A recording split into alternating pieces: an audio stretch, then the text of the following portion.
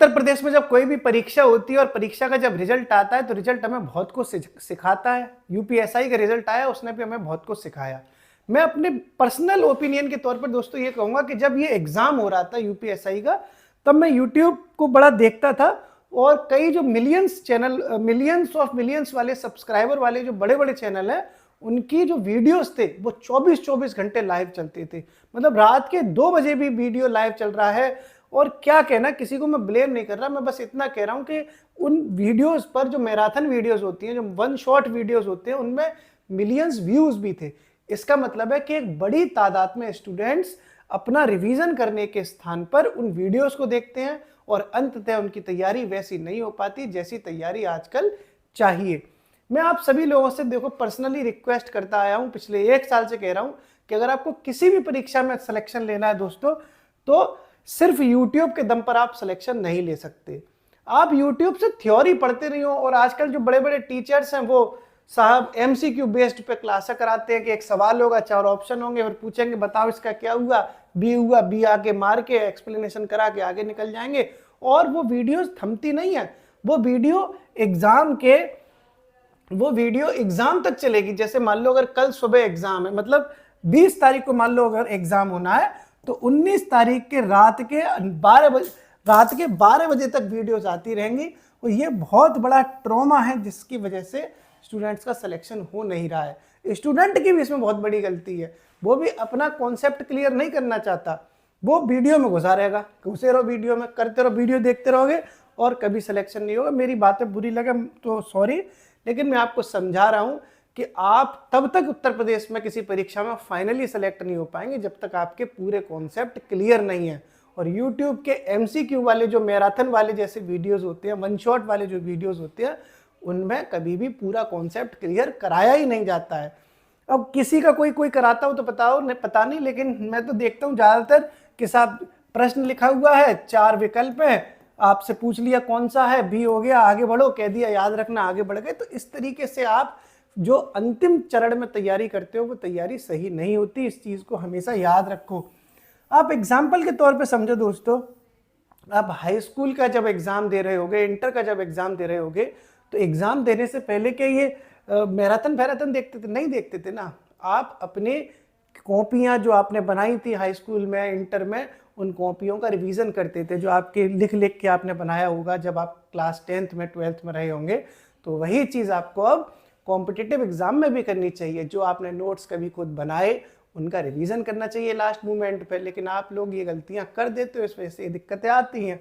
और समस्या क्या है दोस्तों इस चीज़ में? सबसे बड़ी समस्या है, मान लो आप जो है गांधी जी के बारे में ही पढ़ रहे हो, तो आपको दोस्तों ना गांधी जी के बारे में डिटेल में चीज़ें एक बार पढ़ लेनी चाहिए, नोट्स बना लेने चाहिए, समझ लेना चाहिए एक बार कि साहब गांधी जी दक्षिण अफ्रीका गए तो क्यों गए, दक्षिण अफ्रीका में उनके साथ क्या हुआ, क्या उन्हें सहना पड़ा, हिंदुस्तान में उन्होंने कौन कौन से आंदोलन किए, कौन कौन से आंदोलनों में कौन कौन सी घटनाएं हुई, किन किन ने क्या क्या किया। मतलब पूरी A to Z हिस्ट्री आपको इनकी पता होनी चाहिए।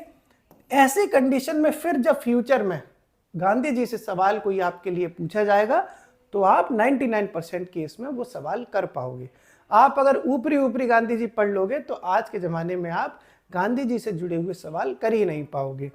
जैसे एक और एग्जांपल मैं आपको दे रहा हूँ, रॉलेट एक्ट से रिलेटेड कोई सवाल आए तो आपने जब तक रॉलेट एक्ट को पूरा नहीं पढ़ा, पूरा नहीं समझा, ये कब आया था, इसका ऑफिशियल नेम क्या था, इसका आधिकारिक नाम क्या था, इस रॉलेट एक्ट के लिए जो कमेटी बनी थी उस कमेटी का नाम क्या था, ये कि मतलब इसको क्यों काला कानून कहा गया, एक तरीके से आपको जब तक इसकी डिटेल नॉलेज नहीं होगी आप कैसे कोई परीक्षा पास कर सकते हैं। सिर्फ और सिर्फ आप PYQ के दम पर अगर आप सोच रहे हैं कि आप उत्तर प्रदेश में कोई परीक्षा पास कर लेंगे तो धीरे धीरे वो जमाने लदते जा रहे हैं। मैं आपको बहुत प्रेम से ये बातें समझा रहा हूँ। मैं बिल्कुल नहीं चाहता कि आप किसी गलत ट्रैक पर चलें। अगर आपको सच में कोई एग्जाम पास करना है तो आपको स्वयं को 360 डिग्री माइंड में चलाना पड़ेगा। सबसे पहले आपको पूरी थ्योरी कंप्लीट होनी चाहिए दोस्तों आपकी। आपने थ्योरी डिटेल में पढ़ी हो, उस थ्योरी के आपके देखो, अगर जो लोग नौकरी कर रहे हैं उन्हें तो टाइम नहीं है, लेकिन जो लोग नौकरी नहीं करते तो कम से कम उस थ्योरी के आपके नोट्स बने हो और कम से कम एक सब्जेक्ट के आपने 1000 MCQ लगाए हों। अगर बात सिर्फ पॉलिटी की जाए तो पॉलिटी के 1000 MCQ आप लगाएं और MCQ 1000 MCQ लगा के जो MCQ आप पे सॉल्व नहीं हुए उनको दोबारा से रिवाइज करें, फिर तिबारा रिवाइज करें, थ्योरी रिवाइज करें।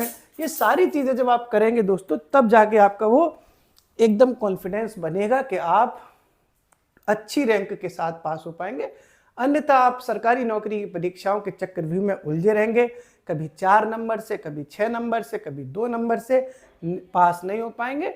और जो परीक्षाएं ऑब्जेक्टिव होती हैं वहाँ तो आप एग्जामिनर को भी दोष नहीं दे सकते कि हमारी कॉपी सही चेक नहीं हुई। आप जैसे PCS मेंस जो होता है उसमें आप दोष दे सकते हो कि साहब हम अच्छा लिख के आए थे, एग्जामिनर ने कॉपी चेक करने वाले नंबर अच्छे नहीं दिए। लेकिन ऑब्जेक्टिव में तो आप किसी को दोष भी नहीं दे सकते। अब UPSI की परीक्षा में लोग कमेंट सेक्शन में लिख रहे हैं कि 20 लाख चले गए, 25 लाख चले गए, 30 लाख चले गए, लेकिन कितने लाख चले गए इस बात का कोई सबूत तो है नहीं। तो कमेंट में तो कुछ भी कोई लिख सकता है बिना सबूत के, तो हम ये बात भी नहीं कर सकते कि इतना चल गया उतना चल गया।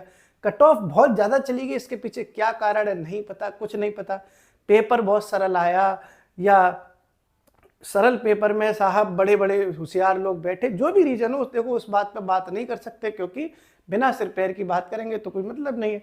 तो मैं आपसे बार बार कह रहा हूँ, सबसे पहले अगर आपको सही तैयारी करनी है तो ये टेलीग्राम की भटकती जो दुनिया आजकल चल गई कि साहब फलाना PDF आ गया, उसको आप खोल के बैठ गए, जिससे आप पढ़ रहे थे वो PDF वो नोट्स आपने बंद कर दिया, नया PDF आ जाएगा वो आप पढ़ने लग जाओ, आपको लगेगा ये अच्छा है, जिनका पुराना पढ़ रहे थे वो बेकार है। तो ये आपका जो भटकता हुआ मन है वो आपको भटका के रखेगा, आप कुछ नहीं कर पाएंगे जिंदगी में, कुछ नहीं कर पाएंगे। फिर आपको अंततः वो काम करना पड़ेगा जो आप करना चाहते नहीं थे। लड़कियों की शादी कर दी जाएगी, लड़कों को किसी ऐसे काम में लगा दिया जाएगा जो वो करना नहीं चाहते थे, क्योंकि उनका अंततः सिलेक्शन नहीं होगा। इसलिए आपको सेल्फ डिसिप्लिन्ड होकर, सेल्फ कंट्रोल्ड होकर, सेल्फ मोटिवेटेड होकर अपनी थ्योरी, अपने नोट्स, अपना MCQ प्रैक्टिस स्वयं करना चाहिए। अपने अच्छे कुछ दोस्त बनाओ जिनसे आप कुछ अच्छे डिस्कशन कर सको, कुछ क्वेश्चन आंसर डिस्कस कर सको। और YouTube पर पूरे दिन घुसे रहने से अच्छा है कि खुद को उस काबिल बना पाओ कि आप किसी अच्छे सरकारी पद पर पहुंच सको। हो सकता है कि किसी भूले भटके मन को मेरी बातें बुरी लगी हो तो मैं माफ़ी चाहता हूँ। मेरा मकसद आपको सही राह दिखाना है और मैं अपने मरते दम तक वो चीज़ें आपको ज़रूर बताऊँगा। जो होगा वो देखा जाएगा। मेरा मकसद यही है कि आप कुछ अच्छा सीख सकें। शुक्रिया।